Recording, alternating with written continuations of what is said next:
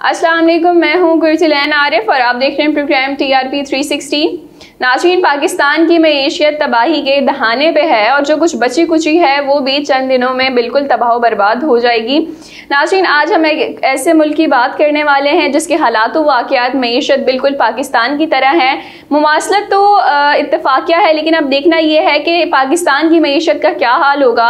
आज इसी हवाले से बात करेंगे। हमारे साथ मौजूद हैं शबीर हुसैन, प्रोग्राम में वेलकम करेंगे। अस्सलाम वालेकुम। वालेकुम अस्सलाम। शबीर साहब, ये बताइए कि ये जो श्रीलंका मुल्क है, हम देखते हैं कि उनकी जो मईशत है कितनी तबाह बर्बाद होकर रह गई है, और वो भी सिर्फ मौरूसी सियासत की वजह से कि अगर बाप जो है प्राइम मिनिस्टर है तो बेटों को उन्होंने वजीर आला लगाया हुआ है, कोई सूबा दे दिया है, जिसकी वजह से उनकी मईशत तबाह हो गई है। तो पाकिस्तान में भी यही सिलसिला चल रहा है, तो इस हवाले से आप क्या कहेंगे? देखिए, बड़ा इंटरेस्टिंग केस है। इंटरेस्टिंग इन अ सेंस के मैं तो कहूँगा कि आयरनिक केस है, इंटरेस्टिंग केस नहीं है। इंटरेस्टिंग तो वो होगा जिसमें आप दिलचस्पी जाहिर करें। दिलचस्पी नहीं है, ये तो सबक लेने वाली और जो है ना इंसान को नसीहत पकड़ने वाला केस है।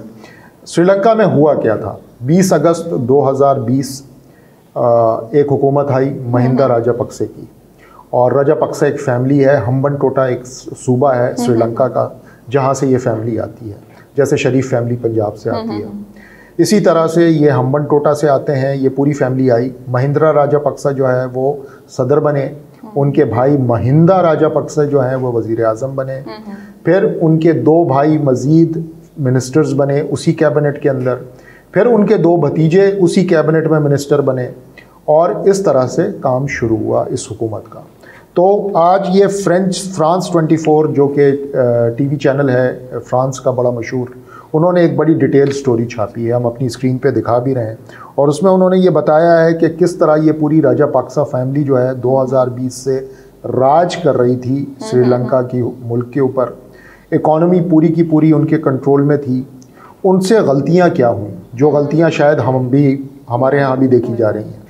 मिसाल के तौर पे उन्होंने बड़े बड़े मंसूबे शुरू कर दिए। वो मंसूबे, वो $multi-billion के मंसूबे, जो कि शायद श्रीलंका जैसा गरीब मुल्क उसका मुतहम्मिल नहीं हो सकता था। मिसाल के तौर पे कि हमारा एक छोटा सा इदारा है न्यूज़ 360, और उसको मैं किसी ARY के लेवल पे चैनल पे अगर उसके अंदर मामलात शुरू कर दूं तो वो मेरे बजट से बाहर हो जाएगा और वो फिर ये इदारा बंद हो जाएगा। एग्जैक्टली श्रीलंका के साथ ये हुआ है। और ये भी एक इंटरेस्टिंग बात मैं बताऊं कि ज़्यादातर मंसूबे जो शुरू हुए वो हम्बनटोटा में शुरू हुए। वो पूरे श्रीलंका में, ना कैंडी में, ना कोलंबो में, ना कहीं और, ना गाल में, ना कहीं भी शुरू नहीं हुए। सारे के सारे हम्बनटोटा में शुरू हुए। और उस पर इस स्टोरी के मुताबिक बताया गया कि उनके अपने रिश्तेदारों ने ठेके लिए उन मंसूबों के, और उसमें मेगा करप्शन हुई। और उस मेगा करप्शन के नतीजे में जाहिर है जब स्टेट रिसोर्सेज इस तरह से ज़ाया होंगी और करप्शन की तरफ चला जाएगा सारा मामला, तो फिर इकोनॉमिक कोलैप्स होना शुरू होगी। और जैसा कि कल हम प्रोग्राम में आपने ही जिक्र किया था कि कोविड आया तो उनकी इकोनॉमी वैसे ही की सारी क्रम्बल कर गई, और उसके साथ साथ पाम ऑयल की सेल भी बंद हो गई। तो ये एक ओवरऑल इकोनॉमी सिचुएशन है श्रीलंका की। और श्रीलंका में आज वो वक्त आया है जो मैं दुआ करता हूँ कि पाकिस्तान में कभी ना आए, कि वज़ीरों को, उन लोगों को जो कि पूरे श्रीलंका पे राज कर रहे थे, आज चुन चुन के उनके घरों को आग लगाई जा रही है। वही लोग जो कि कल तक उनको पलकों पे बिठाते थे, आज उनको रस्सी डाल करके गले में घसीटने के लिए तैयार हैं। तो और श्रीलंका बहुत छोटा मुल्क है, ये वो एक आइलैंड नेशन है, एक छोटा सा टाइनी आइलैंड है वो। अगर आप नक्शे पे देखें तो वो एक डॉट से ज़्यादा नज़र नहीं आता। पाकिस्तान तो माशाल्लाह बहुत बड़ा मुल्क है, 22 करोड़ लोगों का मुल्क है। हम आबादी के लिहाज से 6 या 7वें नंबर के मुल्क हैं। अगर यहाँ ये क्राइसिस सिचुएशन होगी तो सोचें कि लोग जब सड़कों पे होंगे तो जो रूलिंग इलीट है, मैं अब फैमिली का नाम नहीं लेता, फैमिली को हम बख्श देते हैं, लेकिन जो रूलिंग इलीट है, सोचे उनके साथ क्या होने वाला। जी सही। ये तो हम देखते हैं कि अब जिस तरह से श्रीलंका का हाल हुआ है कि एक ही फैमिली के लोग सब जो है वो बैठ गए, और जब डूबे तो सब साथ मिलकर डूबे। अब यहाँ अगर हम पाकिस्तान की बात करें तो इससे पहले भी हमने प्रोग्राम में जिक्र किया था और प्रोग्राम कर चुके हैं इस पर पूरा, कि शहबाज शरीफ जो है वो वज़ीर आज़म बने हुए हैं, फिर हमजा शहबाज जो है उनको वज़ीर आला बना दिया गया पंजाब का। इस तरह हम सिंध की बात करें तो पीपल्स पार्टी की गवर्नमेंट है और हर बंदा उन्हीं का है।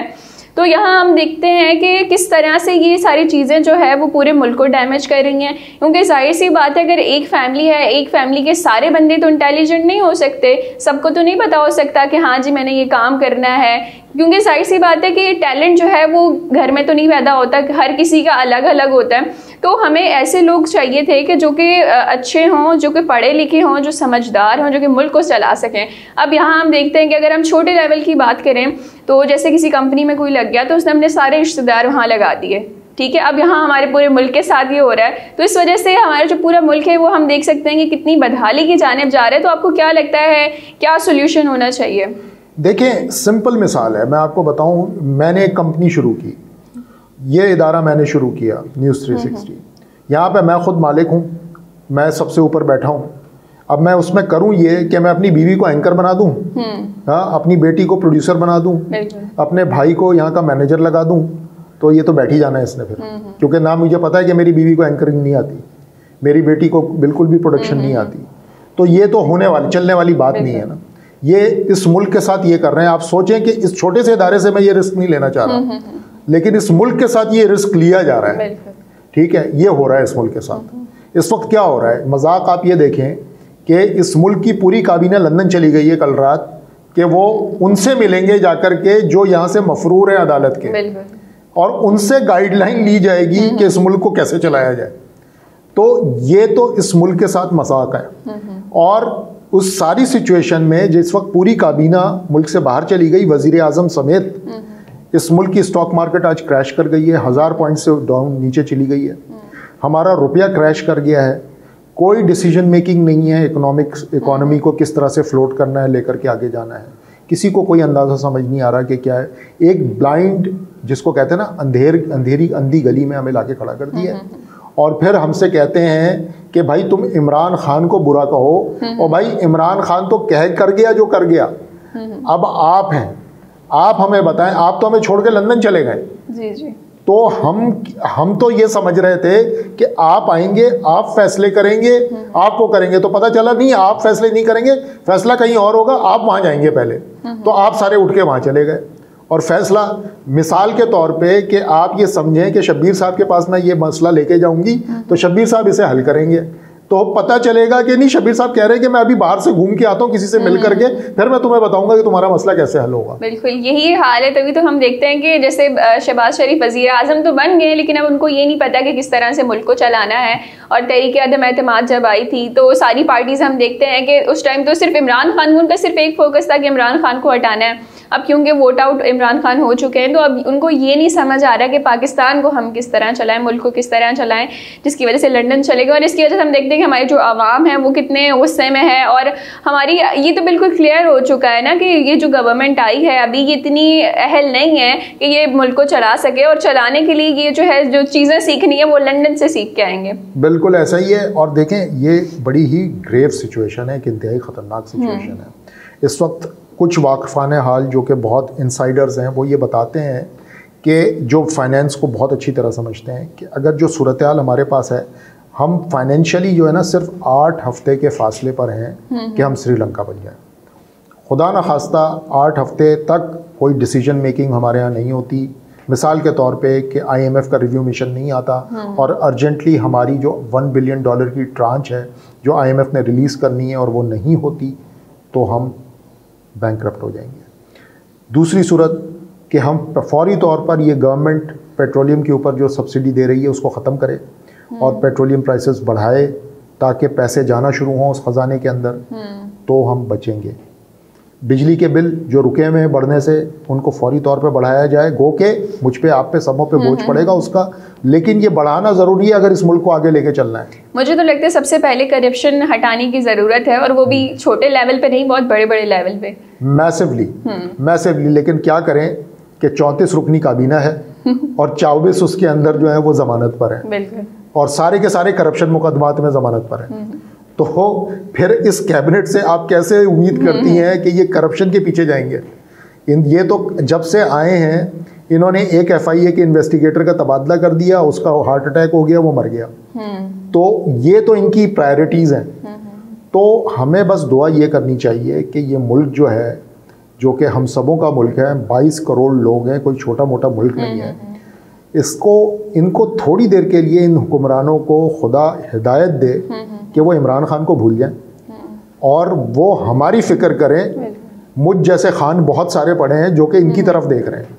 इमरान खान तो उनकी तरफ देख भी नहीं रहा, वो तो आवाम की तरफ देख रहा है, लेकिन ये आवाम इन हुक्मरानों की तरफ देख रही है कि भाई कुछ रिलीफ दे दो, नहीं तो इससे पहले कि हम तुम्हारे गले पड़ जाएं जैसे श्रीलंका के लोग रजपक्सा फैमिली के पीछे पड़े।